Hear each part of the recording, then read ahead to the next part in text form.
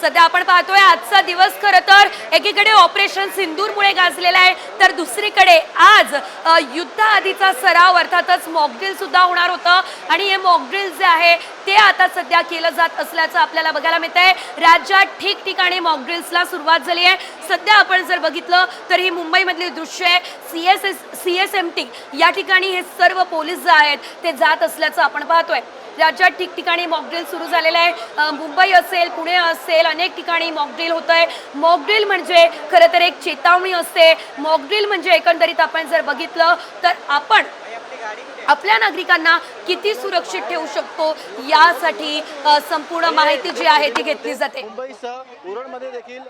उरणमधली सध्याची आपण दृश्य पाहतोय। खरं तर ही दृश्य नवी मुंबई या ठिकाणची उरणमधली आहे। मॉकड्रिल त्या ठिकाणी सुरू असल्याचं आपण पाहतोय। युद्ध आधी हा जो सराव आहे तो सुरू झाला असल्याचं देखील आपण पाहतोय। जर कधी आपत्कालीन परिस्थिती निर्माण झाली, कुणी अटॅक केला, तर कशा प्रकारे नागरिकांनी सतर्कता बाळगावी यासाठी हे मॉकड्रिल जे आहे ते केलं जात आहे।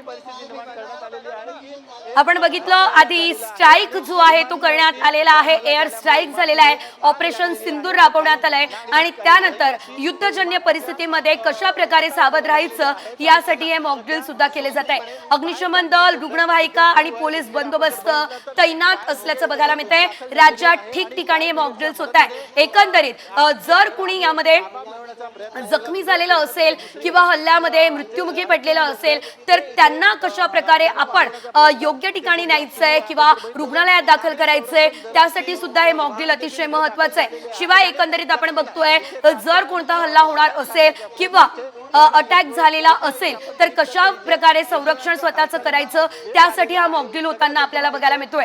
अनेक शाळा असतील, कॉलेजेस असतील या ठिकाणी किंवा गजबजलेले जे परिसर असतात त्या ठिकाणी आपल्याला सुरक्षित ठेवण्यासाठी कशा प्रकारे पावलं आपण उचलायला हवी या संदर्भात सुद्धा हे मॉकड्रिल अतिशय महत्त्वाचं आहे। हे मॉकड्रिल म्हणजे एक सतर्कता आहे। मास्टर सर काय सांगाल, तुम्हाला असं वाटतंय की सायरन वाजलेला आहे, अलर्ट आहे? हो, अलर्ट आहे आणि आपल्या जनतेला एक सावधानची घंटा आहे। आपण असं सायलेन्स वाजल्यानंतर एखाद्या अडुशाला एखाद्या सावध ठिकाणी आपण आलं पाहिजे, चांगली गोष्ट आहे। निश्चितच आपण बघतोय की सायरनचा हा आवाज ऐकल्यानंतर सर्वसामान्यांना असं वाटतंय की हा अलर्ट आहे आणि त्या दृष्टीनं तो सायरनचा आवाज जो आहे तो एका वेगळ्या टोन मध्ये सध्या वाजत असलेला बघायला मिळतो। आपण बघतोय की 2 मिनिटाचा हा सायरन या ठिकाणी वाजलेला आहे आणि हा सायरन वाजल्यानंतर नेमकं काय करावं या संदर्भात खरं तर या सर्वसामान्य नागरिकांना ट्रेनिंग देण्यात येत आहे। डिसिल्वा शाळेमधला हा सायरन जो पहिला सायरन वाजलेला आहे आणि हा अलर्टचा सायरन आहे आणि यावेळेस कशा पद्धतीनं काळजी घेण्यात यावी, कशा पद्धतीनं अशी युद्ध परिस्थिती झाली तर आपल्याला नेमकं काय करायचंय या संदर्भात खरं तर माहिती जी आहे ती देण्यात येत असल्याचं दिसून येत आहे। कॅमेरापासून गणेश कानडेसह वैदेही काणेकर, साम टीव्ही न्यूज, मुंबई।